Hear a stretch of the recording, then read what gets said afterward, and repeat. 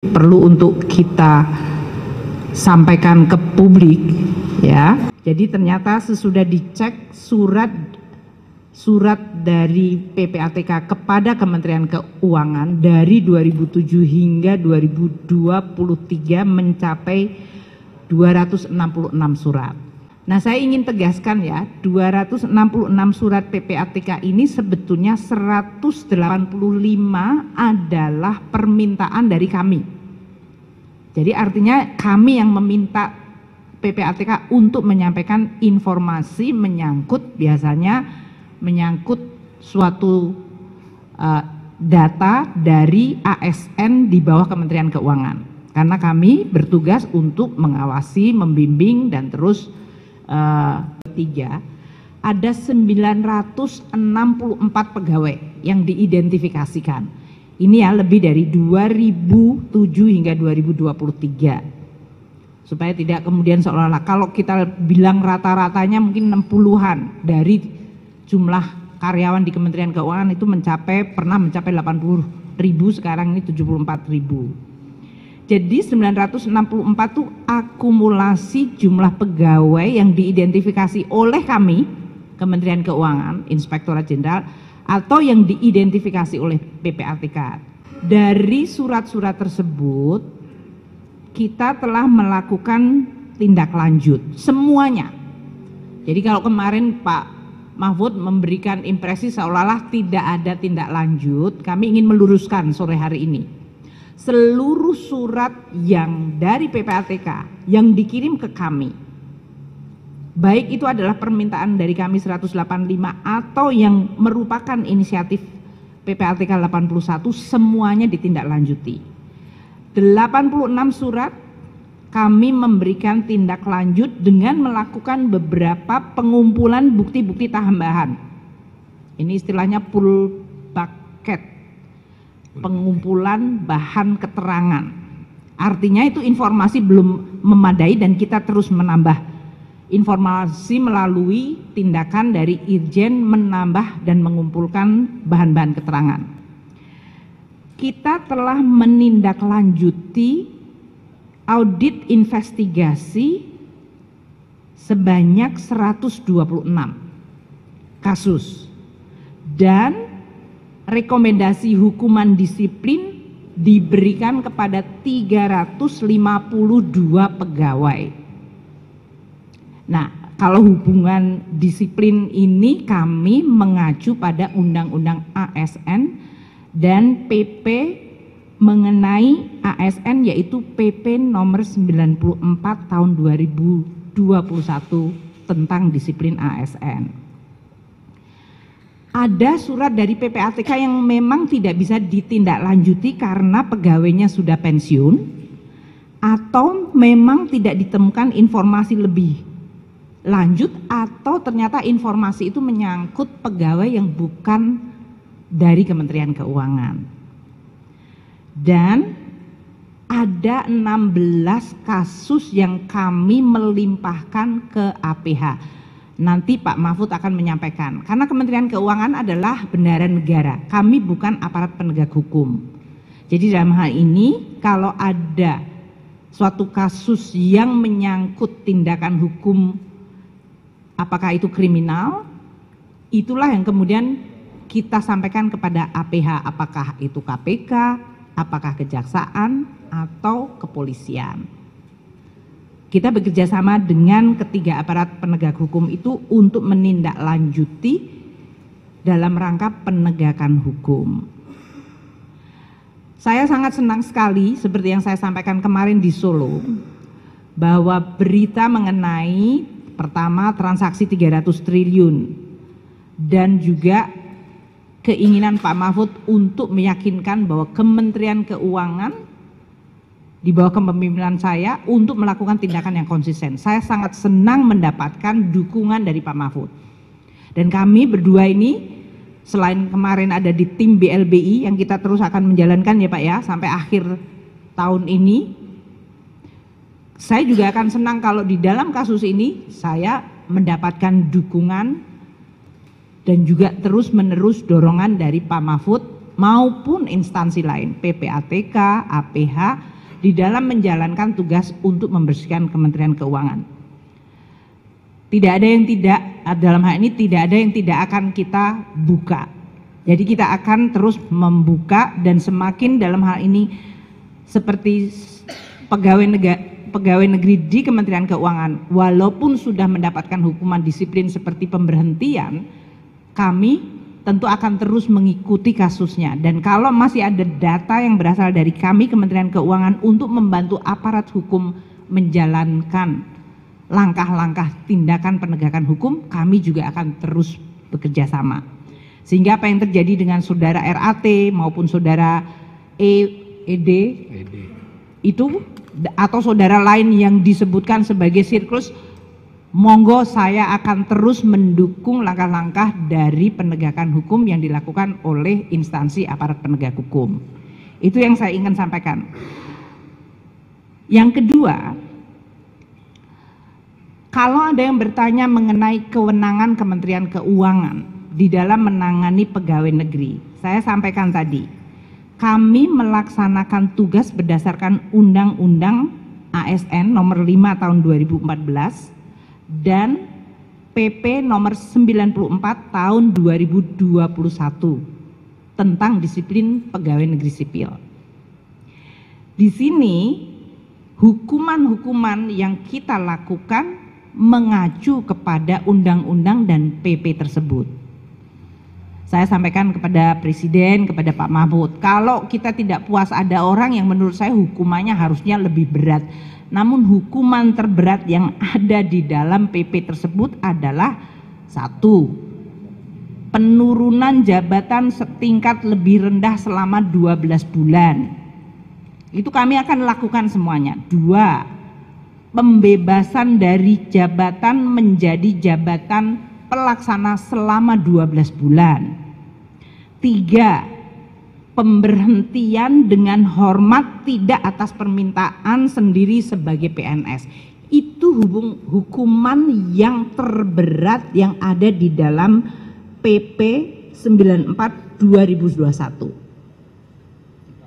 Kalau kita merasa bahwa hukuman itu tidak terlalu berat, ya saya sampaikan kepada Pak Mahfud, Pak Mahfud, apakah dengan tingkat kesalahan yang ada, hukuman seperti itu dianggap sesuai atau tidak? Tapi kami harus melaksanakan sesuai dengan Undang-Undang ASN dan peraturan mengenai pegawai negeri sipil, disiplin PNS, yaitu PP nomor 94 2021. Itu yang kita terus akan lakukan dengan disiplin. Saya ingin tegaskan sekali lagi, seluruh surat dari PPATK kepada kami, baik yang permintaan kami sendiri, 70% adalah kami yang meminta, atau yang 30% inisiatif dari PPATK, itu kita semua tindak lanjuti. Dan saya akan meyakinkan bahwa ini akan terus kita lakukan, dan saya akan sampaikan ke Pak Mahfud. Pak Mahfud, saya akan update ke Bapak mana-mana yang sudah dilakukan. Ketiga, mengenai 300 triliun. Sampai siang hari ini saya tidak mendapatkan informasi 300 triliun itu ngitungnya dari mana, transaksinya apa saja, siapa yang terlibat. Jadi dalam hal ini teman-teman media silahkan nanti mungkin bertanya kepada Pak Ivan. Karena sampai hari ini di surat yang Pak Ivan sampaikan kepada saya hari Kamis, surat tersebut menyangkut jumlah surat yang disampaikan PPATK pada kami dan list dari kasusnya, tidak ada angka rupiahnya. Jadi kalau hari ini teman-teman media menanyakan kepada saya, jawaban saya tetap sama seperti kemarin karena saya nggak ada tambahan informasi. Nanti saya sudah kontak Pak Ivan, saya juga seizin Pak Mahfud ya Pak Mahfud. Iya. Saya tanyakan kepada Pak Ivan, 300 triliun itu seperti apa Mbok? Ya disampaikan aja secara jelas kepada media. Siapa-siapa yang terlibat, pohon transaksinya seperti apa. Dan apakah informasi itu bisa di-share ke publik, apakah informasi itu menjadi bukti hukum, monggo, makin detail makin bagus. Saya juga ingin tahu supaya saya tahu siapa saja yang makin terlibat sehingga pembersihan kita juga lebih cepat. Jadi informasi 300 triliun sampai siang hari ini saya tidak bisa menjelaskan karena saya belum melihat angkanya, datanya, sumbernya, transaksi apa saja yang dihitung, siapa yang terlibat, gitu ya. Nanti kita tindak lanjuti dengan Pak Ivan, karena Pak Mahfud akan pergi dinas ke luar negeri, saya akan tetap aja mengontak Pak Ivan untuk mendapatkan data itu, dan saya sudah menugaskan kepada Pak Wamen, Pak Irjen, Pak Dirjen Pajak, Dirjen Bea Cukai untuk semuanya melakukan follow up. Ada data baru, kita terus tindak lanjuti. Terakhir yang ingin saya sampaikan adalah mengenai langkah-langkah yang kita lakukan dengan PPATK untuk bisa menggunakan undang-undang tindak pidana pencucian uang. Karena ini adalah undang-undang domainnya pencucian uang yang nanti mungkin Pak Mahfud akan sampaikan. Satu, kami pajak, bea cukai terutama ini yang disorot, bekerja sama dengan PPATK untuk mengungkapkan beberapa kasus dalam rangka tugas kita adalah mengamankan penerimaan negara. Pertama, di dalam Direktorat Jenderal Pajak, kita menganalisa dan memanfaatkan laporan harta dan aset yang kita terima, dan kita dari 1.129 laporan, ini pajak ya dengan PPATK, yang proaktif kita terima berjumlah 507. Hasil analisa yang dilakukan PPATK bersama kami. Kemudian memanfaatkan hasil itu untuk mengamankan penerimaan negara. Ini kemarin yang sudah dilaporkan kepada Pak Mahfud oleh Dirjen Pajak. Kita sudah merecover 7,08 triliun rupiah yang merupakan penerimaan negara pajak dan penggunaan informasi mengenai pencucian uang untuk kemudian kita ambil sebagai hak negara. Jadi dalam hal ini menjadi salah satu bukti bahwa kami bersama PPATK untuk terus melakukan kerjasama. Untuk bea cukai kita juga lakukan yang sama, yaitu kita memberikan laporan dan PPATK melaporkan kepada kita. Untuk sebelum ke Pak Mahfud, saya ingin tegaskan keterangan tambahan terakhir. Banyak persepsi dan impresi kesan dari publik bahwa saya mendapatkan informasi lengkap dari PPATK. Katakanlah seperti kasus RAT. Kasus ini disampaikan oleh Pak Mahfud sejak 2013, informasinya ada. Tapi di kami, PPATK menyampaikan informasi baru 2019. 4 surat menyangkut saudara RAT, 4 surat dari PPATK. 4-empatnya menyangkut transaksi yang nilainya antara 50 juta sampai 150 juta. Kecil banget dibandingkan sekarang yang terbuka kepada publik. Poin saya, Pak Mahfud sebagai Ketua Dewan Pengarah untuk tindak pidana pencucian uang mendapatkan informasi yang lebih lengkap dan lebih detail. Kami tidak mendapatkan seperti itu, tapi ini menjadi evaluasi kita bersama. Namun banyak informasi yang detail mengenai pencucian uang itu disampaikan PPATK langsung kepada Pak Mahfud dan ke instansi aparat penegak hukum. Jadi mungkin impresi bahwa seolah-olah itu adalah datanya semuanya identik ke kami, mungkin saya akan sampaikan sepanjang ini di Kementerian Keuangan, saya akan meyakinkan dan menjamin kami akan pasti tindak lanjuti. Kalaupun mentok nanti saya lapor kepada Pak Mahfud, Pak ini sudah mentok, saya nggak bisa lewat dari sini atau kami tidak mendapatkan informasi lebih banyak selain yang bisa kita dapatkan. Jadi spirit kerjasama antara Pak Mahfud dengan kita akan terus kita lakukan secara erat karena kepentingan kita sama, kepentingan untuk membangun Indonesia lagi, membangun Kementerian Keuangan dan Direktorat Jenderal Pajak dan Bea Cukai, membersihkan dari mereka yang kotor dan koruptif dan memberikan dukungan bagi mereka yang sudah bekerja dengan baik dan jujur. Itu adalah tugas saya sebagai Kementerian Keuangan. Saya senang dibantu dalam hal ini oleh Pak Mahfud maupun instansi-instansi lain. Semakin cepat tentu semakin baik, karena buat kami ini adalah suatu pekerjaan yang akan terus kita lakukan sebagai satu tanggung jawab bendahara negara melaksanakan tugas mengelola keuangan negara dengan baik. Mungkin itu dari saya. Pak Mahfud, monggo. Baik, terima kasih Bu Sri Mulyani. Saya merasa gembira tidak kehilangan, Bu Sri Mulyani tidak kehilangan ketegasan dan bangunan logika dalam menerangkan sehingga kita semua menjadi paham, dan ini bagian dari kerjasama saya dan Ibu Sri Mulyani dalam beberapa kasus tertentu, terutama dalam rangka pemberantasan korupsi yang selama ini kami lakukan. Seperti BLBI kami berduet bagus gitu dan masih akan terus. Saudara, yang diserangkan oleh Bu Sri Mulyani itu ya memang itu adanya, itu benar. Tapi sebenarnya saya kan ketika ngomongkan 300 triliun itu bicara tentang pencucian uang, bukan korupsi. Coba dibuka lagi semua, ada transaksi aneh yang melibatkan sekian ratus pegawai Kementerian Keuangan, ya, yang diduga sebagai pencucian uang, bukan korupsi.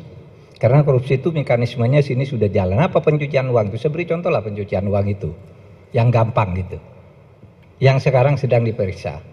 Rafael Alun, itu ketika terjadi peristiwa penganiayaan terhadap David oleh Mario, itu kan orang bertanya, ini kok orang gayanya bagus, mobilnya bagus, katanya hanya anak pejabat eselon 3 di Kementerian Keuangan. Lalu saya minta ke PPATK, Pak, ini pernah ada masalah enggak di PPATK gitu. Terus ditunjukkan surat tahun 2013 kepada KPK, bukan kepada Menteri Keuangan. Ada suratnya. Sudah dilaporkan, Pak, bahwa ini agaknya kurang beres. Orang ini 2013 surat itu disampaikan KPK. Saya sampaikan Pak Firly, Pak Firly, ini kok ada belum ditindaklanjuti. Pak Firly bilang, wah saya belum tahu bos gitu. Sesudah itu saya kirim suratnya, ini buktinya bahwa sudah masuk surat ke KPK, maka terus dipanggil kan. Karena surat saya itu dan teriakan publik 56 miliar kekayaan yang tidak wajar. Tahu enggak, sesudah diperiksa ulang semua transaksinya itu ada 500 miliar yang terkait dengan dia. Itu yang dilaporkan 56, yang tidak terlaporkan tetapi diduga menurut intelijen keuangan, ini ya, bukan bukti hukum ya. Ya, financial intelligence itu bukan bukti hukum, itu harus dibangun dulu konstruksi hukum. Tapi aneh, masa orang gajinya sekian ini lalu punya perusahaan-perusahaan yang mungkin tidak beroperasi tapi uangnya banyak. Ada hotel mungkin agak sederhana tapi pemasukannya banyak, nggak ada yang tidur juga di situ. Misalnya itu 500 miliar. Nah itu tindak pidana pencucian uang.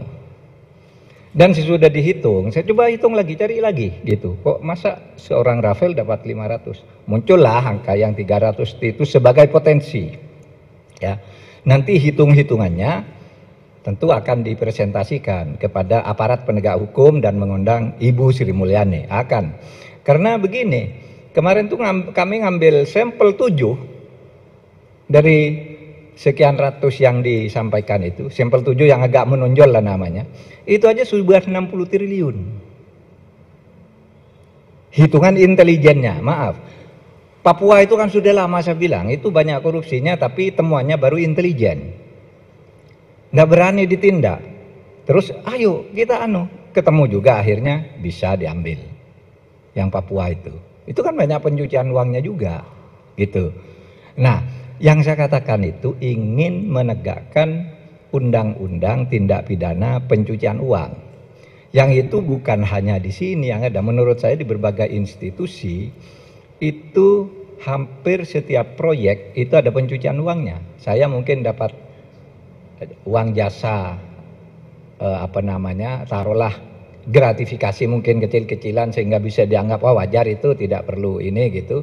Tetapi yang disetor ke keluarganya, ke perusahaannya, ke anaknya, itu menurut ilmu intelijen keuangan itu harus diperiksa dan itu ada undang-undangnya. Nah selama ini tidak ada yang memeriksa itu.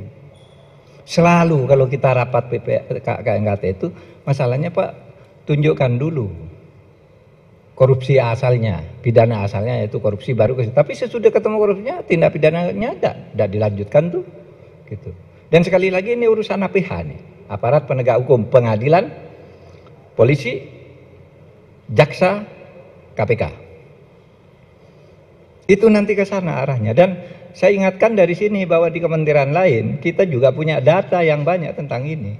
Jangan merasa Anda sudah wajar gitu, tapi ini ada semua uang-uang yang dengan orang-orang dekat Anda, dengan perusahaan Anda dan seterusnya itu ya tidak diketahui kalau mau dilacak. Saudara masih ingat seorang koruptor besar itu hukum, lalu pengadilan menyebut masih ada 62 kasus yang disampaikan oleh KPK, yang itu bendahara sebuah partai itu. Itu kan tidak bisa pencucian uang, sampai sekarang tidak ada lanjutannya. Nah itu yang akan kita gebrak, karena untuk apa kita buat undang-undang pencucian uang? Kalau yang begitu tidak selesai, orang dihukum 6 tahun karena katanya menerima suap 10 miliar, ini uangnya yang masih ratusan miliar nih, kok dibiarin? Lalu timbul kecurigaan, jangan-jangan ini dibagi-bagi, kan begitu kalau ilmunya hakim gitu ya. Kalau begitu mulai dari kecurigaan nih, kenapa ini kok dibiarin? Padahal sudah muncul di pengadilan, sudah muncul di pertimbangan hakim, masih dibiarin sampai sekarang. Nah, saudara, saya sedang berbicara itu kalau soal yang 300 triliun itu. Jadi itu pencucian uang, itu bukan kewajiban seorang menteri untuk menegak, karena itu bagian APH, tapi ada di kementerian yang begini. Tentu bisa diantisipasi dari sini. Itu terus sekarang Anda mau mengatakan apa? Kalau Rafael itu katanya 56 itu pun tidak wajar, tapi tiba-tiba 500 hitungannya dari intelijen. Sesudah itu ketemu lagi di loker 37. Belum lagi lokernya ada yang sudah dibuka lebih dulu sebelum itu. Coba, itu kan pencucian uang. Kalau di dalam ilmu hukum pencucian uang gitu. Nah, oleh sebab itu sama saya dengan Bu Sri Mulyani, kita akan tegakkan ini. Sudah tadi berkomitmen, mari kita cari jalan ke depan. Yang ini nih kita tegakkan, yang sudah jalan pembenahan di Kementerian Keuangan tadi sudah benar, itu sudah dilakukan semua. Saya sudah baca datanya satu persatu, jumlah per jumlah orang yang ditindak begini segini, ditindak begini segini, ditindak begini segini gitu. Bedanya hanya sedikit lah. Bedanya Bu Sri Mulyani mengatakan sudah direspon semua. Kalau di PPATK mungkin ngukur direspon itu ini belum final, baru pernah direspon tapi tidak jelas hasil akhirnya apa gitu. Mungkin nanti kita akan klarifikasi lagi, akan buat klasifikasi bagaimana cara menganggap sebuah respon itu selesai atau cukup diberitahu sudah mulai diperiksa dan seterusnya, atau ini tidak usah dilaporkan lagi karena udah dipecat, karena udah meninggal, karena udah pensiun, karena udah dipenjara. Mungkin saja yang seperti itu yang tidak ketemu. Tapi kalau semangatnya sama, tidak ada yang salah dari keterangan Bu Sri Mulyani dan tidak ada yang salah juga dari saya. Kita bicara satu ASN dan tugas mencegah korupsi di lingkungan kementerian. Saya bicara undang-undang tindak pidana pencucian uang, yang itu kita buat dengan sadar karena korupsi itu hanya bisa mampu menyelesaikan sedikit. Sedangkan pencucian uang ini kejahatan luar biasa yang jumlahnya lebih banyak dari korupsi, ini dibiarkan. Terbiarkan lah, bukan dibiarkan. Maka mari kita mulai sekarang, tidak ada masalah untuk itu. Nah saya kira kalau keterangan dari saya cukup sekian, dan tidak ada yang perlu dihentikan dari langkah ini karena beda jalur. Yang Bu Sri Mulyani sudah terus melangkah dan sudah bagus, yang saya juga terus melangkah. Dan saya ingatkan kepada KL dari sekarang, di kementeriannya itu yang seperti ini nih banyak. Orang beli proyek, orang ini seakan-akan tidak ada apa-apa, tapi dia bikin perusahaan cangkang di situ. Istrinya bikin ini, istrinya bikin itu, yang tidak jelas juga siapa pelanggannya, uangnya bertumpuk di situ, gitu. Nah kan kalau itu memang ya menteri ndak sanggup menjangkau sampai ke situ, makanya ada APH, aparat penegak hukum. Nanti kita kerjain ini. Saya kira itu ya dari saya. Pak Mahfud, mungkin tambahan ya? Tadi ada beberapa wartawan menanyakan ke kami ya, 69 dari pegawai di Kementerian Keuangan yang waktu itu dalam keterangan pers Pak Wamen dengan Pak Irjen yang diidentifikasikan sebagai berisiko tinggi. Ini juga tadi saya sampaikan kepada Pak Mahfud. Pak Mahfud, cara kita mendiagnosa dan mengidentifikasi dari karyawan atau pegawai Kemenq dengan skor resiko, profil resiko, itu kita punya sistemnya. Entah dari sisi kecocokan LHKPN atau LHA-nya, kita melihat dari sisi tingkah laku mereka, dari media sosial dan yang lain-lain. Banyak wartawan menanyakan 69 itu dari PPATK atau dari kami. Saya tegaskan itu informasi dari Kemenq. Irjen mengidentifikasikan sebetulnya 27 plus 2 untuk yang risiko tinggi, jadi 29 orang, plus 60 plus 8, 68 eselon pegawai yang risikonya menengah. Jadi jumlahnya lebih banyak sebetulnya. Hari ini, sudah seminggu ini, Irjen kemudian makin memperdalam dan memanggil semua pegawai yang masuk di dalam profil risiko tinggi dan risiko menengah. Risiko rendah bukannya kita tidak perhatikan, tapi sekarang ini resource-nya sedang fokus kejar-kejaran dengan waktu tentunya. Karena masyarakat ingin tahu langkah proaktif dari Kementerian Keuangan. Tadi seperti saya sampaikan, informasi yang kita peroleh adalah dari PPATK, dari kita sendiri, Irjen melakukan investigasi, maupun dari LHK yang dianggap di atas atau tidak anomali ya, di atas dari kepatutan dari si pegawai tersebut. Kemudian juga sumber-sumber yang berasal dari lain, termasuk dalam hal ini dari media sosial. Jadi kalau ada media sosial sekarang keluar dan kami juga sama, itu berarti ya sama-sama kita mengawal. Saya nggak ada masalah juga. Semakin cepat diidentifikasi dan terbukti akan semakin mudah buat kita melakukan tadi tindakan hukuman disiplin. Jadi sampai dengan minggu depan, ya kemarin kan mulainya kita 1 minggu ini terakhir, plus minggu depan, kita akan selesaikan seluruh investigasi tambahan terhadap semua pegawai yang masuk di dalam profil risiko tinggi maupun menengah, 69. Dan nanti Pak Irjen akan lapor kepada saya bagaimana data-data dan klarifikasi yang diperoleh. Kami tetap menggunakan praduga tidak bersalah karena yang harus kita lakukan berdasarkan undang-undang. Namun kami juga menggunakan azas kepatutan. Makanya di dalam berbagai komunikasi saya sampaikan, walaupun uang itu halal, kalau dianggap tidak patut oleh masyarakat bertindak seperti itu, kami dari Kementerian Keuangan juga minta seluruh jajaran Kementerian Keuangan untuk memperhatikan azas kepatutan dan kepantasan. Jadi saya tegaskan 69 adalah data informasi dari Kementerian Keuangan dan sedang dilakukan investigasi lebih lanjut. Nanti Pak Wamen dan Irjen akan menyampaikan laporan kepada publik mengenai hasil sesudah mereka melapor ke saya dulu. Jangan sampai lapor kepada Anda sebelum ke saya. Sama seperti kayak surat tadi, saya belum terima udah Anda semuanya udah dapat duluan gitu kan. Jadi saya tentu saya mendapatkan supaya kita juga bisa satu langkah yang sama.